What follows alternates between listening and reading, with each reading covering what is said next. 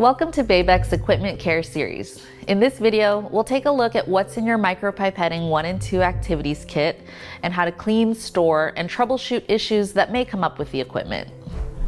First, let's make sure the kit is complete. There should be one large plastic bin with an inventory checklist card attached to the front. Use the checklist to verify all items are present.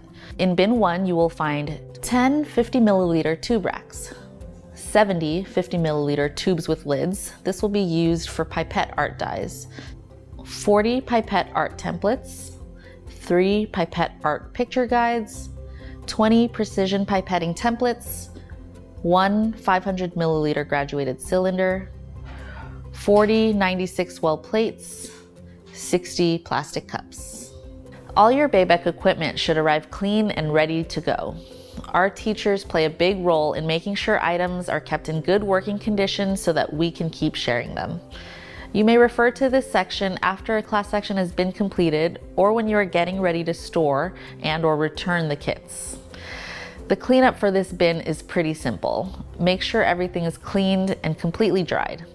Water can collect in the 96 well plates, so make sure to fling and tap them on paper towels to dry them properly. No one likes mildew or mold. Make sure each item is accounted for using the inventory checklist. When packing equipment back into the bin for storage, all items should be clean and completely dry. Place tubes into their corresponding bags labeled with each color.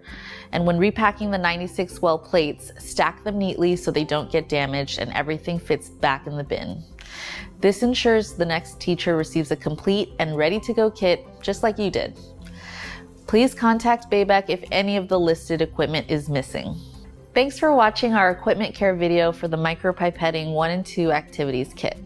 We hope you and your students enjoy the lab. If you have any further questions or concerns, please feel free to reach out to us at baybeck@baybeck.org.